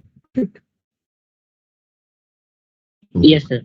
ठीक है, अभी के लिए तो इतना ही है, तुम लीव कर सकते हो, तब जो आप रुक जाओ, टॉक है, बाकी लोग एक एक करके लीव कर सकते हैं, और अपने थैंक यू किसी सर। के कोई डाउट है तो पूछ सकते हैं, कोई दिक्कत नहीं है। आज की पीडीएफ डाल दीजिए सर। भेज दी भाई, भेज दी।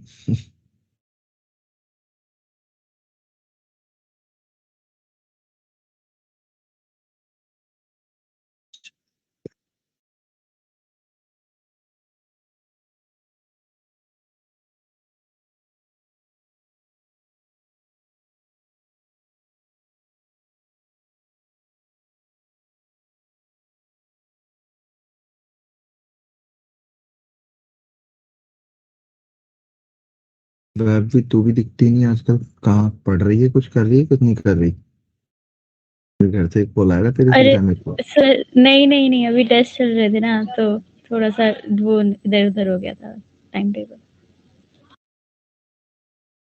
ठीक है, हाँ प्रभजोत बताइए कहाँ सर दिक्कत है? लिमिट्स एंड डेरिवेटिव्स में हाँ, कंटिन्यू, बोलो बोलो।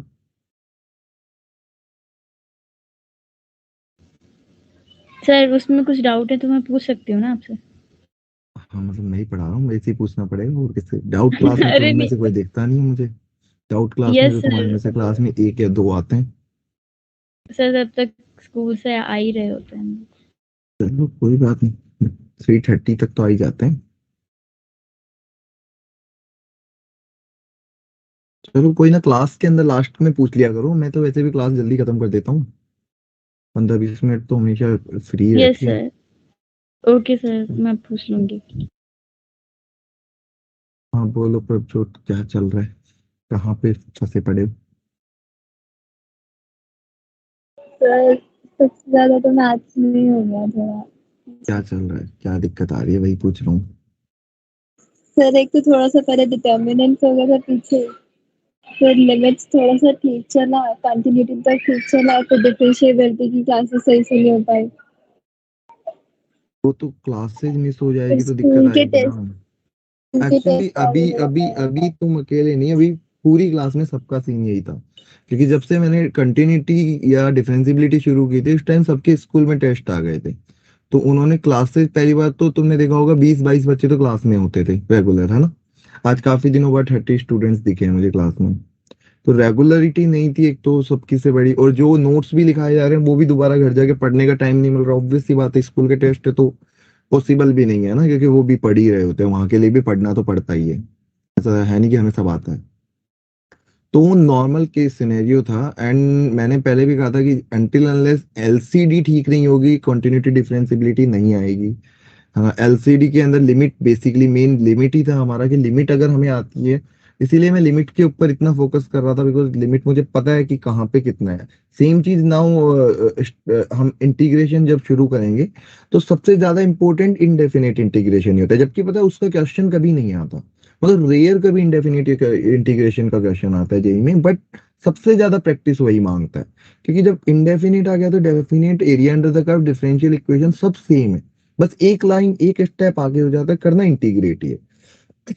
तो एक बार टारगेट सॉल्व करने का ट्राई करो, और बेसिकली जो जो लेक्चर्स छूटे हैं उनके नोट्स देखो, और जो नहीं समझ में आ रहा, बिकॉज ऐसा नहीं है ना कि किसी और भी, मैं अभी लाइन से पूछूंगा, बहुत सारे लोग हैं ऐसे जिनका मुझे खुद पता है कि क्या चल रहा था इस टाइम पे। टारगेट डिस्कशन, टारगेट में तो कोई मतलब सोच ही नहीं सकता मैं, उससे पहले नोट्स भी घर जाके नहीं पढ़ रहे थे लोग, है ना? तो कोई नहीं, मैंने, हो जाएगा, ऐसा नहीं है। एंड जो भी पार्ट छूटा है, मैट्रिक्स डिटर्मिनेंट में क्या दिक्कत है ये बताओ, मैट्रिक्स डिटर्मिनेंट में क्या सर दिक्कत मैथ्स तो ठीक है सर, डिटर्मिनेंट में था थोड़ा लास्ट का, थोड़ा सा रह गया था, जरा देर से हुआ था। है? और कोई सर नहीं। मैं हाँ सोच रही बताओ। थी कि मैं ऑफलाइन करा लूँ, बट लेकिन फिर जो ये बैकलॉग मेरा रह गया तो ये कैसे कवर होगा?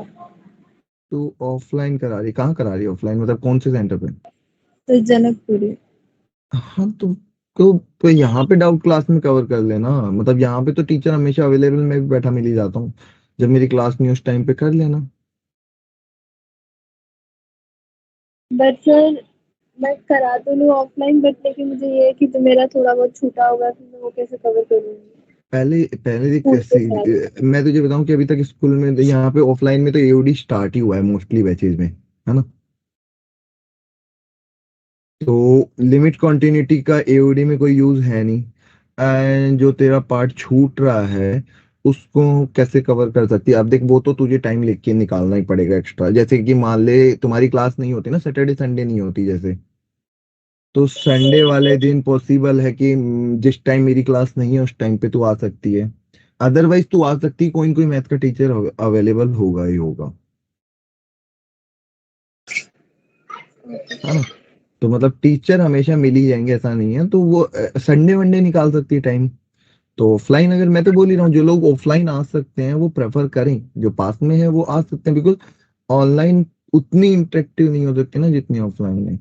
कोई कितना भी कोशिश कर ले, कितना भी कोशिश कर ले, क्योंकि तुम घर पे बैठे हो और मैं यहाँ बैठा हूँ, दोनों में बहुत डिफरेंस है ना। जब सामने बैठे होते हैं तो अलग ही बात होती है, थोड़ा सा डिफरेंस आता है। तो if possible to come offline then better है, नहीं है तो फिर ऑप्शन यही है बेटर, तो मतलब कि कुछ न कुछ तो है।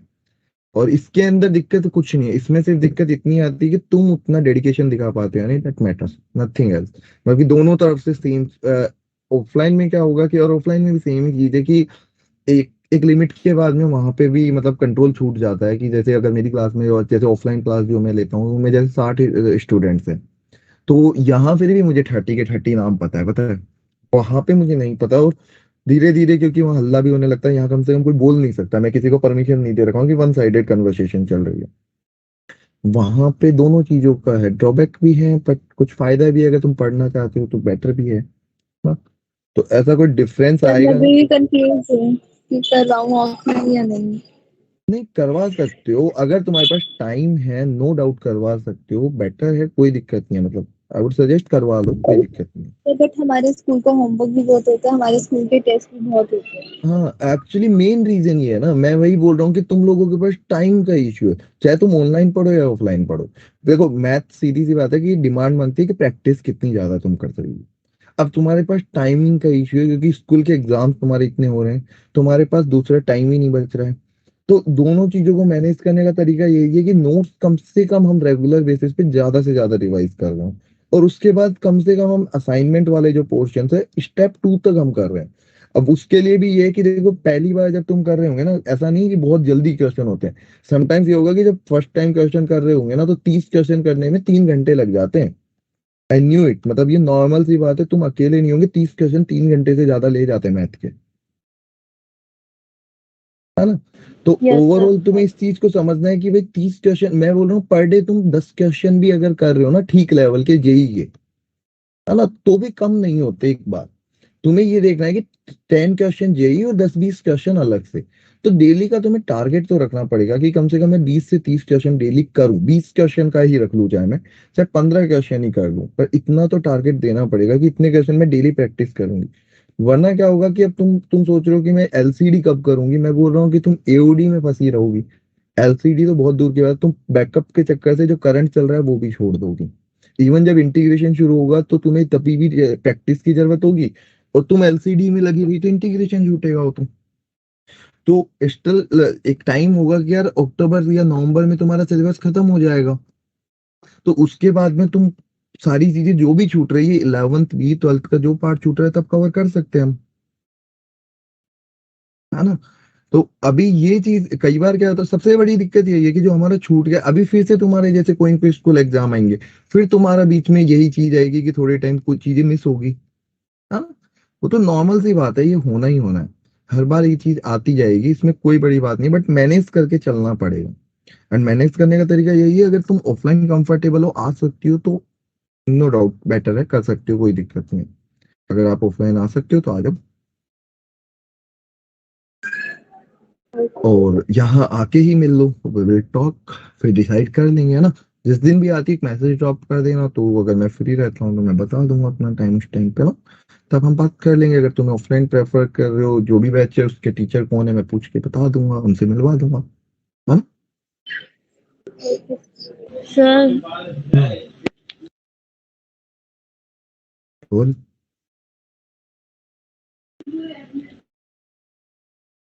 बोले, सही बोलना था क्या। नो सर, अभी बता रही हूँ सर। वो जो टेस्ट है ना, कुछ टेस्ट छूट भी गए थे, और अभी AITS वाला जो है वो भी अभी मैंने दिया नहीं है, क्योंकि प्रैक्टिस ही नहीं हो पाई सर। पता ही नहीं चल रहा, वो दूंगी तो गंदे मार्क्स आएंगे, फिर मम्मी अलग से और पापा फिर अलग से। अरे फोन मेरे पास ही आना है, कोई बात नहीं। अब देखो चीजें तो मैंने, देखो यार मैं पहले से बोल रहा था कि चीजें आने वाली हैं, ये आती हर साल हर किसी के साथ हो रहा है, मतलब तुम अकेले नहीं हो। तो मैनेज करना सीखो चीजों को। अब 6 महीने 4 महीने हो चुके हैं, अब मैनेज करना, मतलब एक्सक्यूजेस हैं, जेन्युइन भी हो सकते हैं, बट उन एक्सक्यूजेस का सॉल्यूशन ढूंढने का ट्राई करो, कि तुम्हारे पास जो टाइम है वो तुम्हें पता है कैसे मैनेज करना है। मैं एक टाइम टेबल दे भी दूंगा तो वो मैनेजेबल है या नहीं ये देखना पड़ेगा, है ना। तुम कितने, मतलब कि सेल्फ स्टडी का टाइम कितना दे पा रहे हो तो तुम ही डिसाइड कर सकते हो ना। सर आप टाइम टेबल दे दो, मैं आपको अपना स्कूल का टाइमिंग वगैरह बता देती हूँ। देख मेरा ना, मैं सच बता रहा हूँ, मैं ना बिल्कुल एसी की पिक में एसी के बिल्कुल नीचे बैठा हुआ हूँ ये। और इससे ना मेरे को मैं बोल भी नहीं पा रहा हूँ कंटिन्यू, इतनी ठंड लगी है। मेरे को बाहर जाके टेम्परेचर करना पड़ेगा सेट। ये पता नहीं किसने 16 कर रखा है इसका। तो मैं इसके बारे में डिस्कस करूंगा तुझे कल, कोई दिक्कत नहीं। या फिर तू मुझे व्हाट्सएप कर देना है ना, मैं यानी टेलीग्राम वेलीग्राम पे जहाँ तू मैसेज करती है जनरली कर देना, मैं बात कर लूंगा, ठीक है? या अदरवाइज कॉल कर लेना, यस सर। ठीक है? तो हम बात कर लेंगे इसके बारे में, ठीक है? एंड प्रभजोत, आप जब भी आते हो कोचिंग तब बात कर लेंगे, है ना? मिल लेंगे, जो भी आपका सर पता डाउट्स है है। अभी बीच में ना हालत बहुत ज्यादा खराब हो गई थी, लाइक क्वेश्चंस नहीं प्रैक्टिस हो पा रहे थे वो तो क्योंकि मैं अभी भी खुद नहीं से। हो रहे, बीच में क्यों बोल रही है? यस अभी कौन सर। से तू कर रही है? ना नो सर, मैंने फिर उसके बाद में अभी स्कूल के टेस्ट हुए तो ऑफ कोर्स मैंने थोड़ी सी और एक जगह से मतलब प्रैक्टिस वगैरह करी तो। चलो मैनेजेबल है, चीजें मैनेज हो जाएगी। अभी स्कूल के 1 महीने तो कोई टेस्ट नहीं होंगे अगले। सर अगस्त के एंडिंग में है। हाँ तो अगस्त के एंडिंग में ना, तो अगस्त के एंडिंग में 1 महीना है अभी तक, है ना? 1 महीने में हमारा इंटीग्रेशन वाला पार्ट शुरू हो जाएगा, तो हमारे पास काफी टाइम बचेगा, डोंट वरी। तो अभी लगभग सिलेबस एंडिंग की तरफ बढ़ रहा है अब धीरे धीरे, मतलब काफी कुछ हो चुका है। बस 4 chapter integration, 3 vector 3D probability खत्म। तो सोचो कि अक्टूबर तक हम खत्म कर लेंगे, अगर नवंबर तक भी कर लेते हैं तो भी टाइम बचेगा हमारे पास, ठीक है? मीटिंग एंड कर रहा हूँ मैं। तू मुझे कॉल कर लेना या मैसेज ड्रॉप कर देना पहले, हो सकता है आई माइट बी बिजी। और तब जो तो आपसे मैं मिलता हूँ यस सर। जैसे आप इधर आते हो, या फिर कॉल आप मुझे मैसेज ड्रॉप कर देना, ठीक है? ओके सर, चलो bye bye. Thank you sir.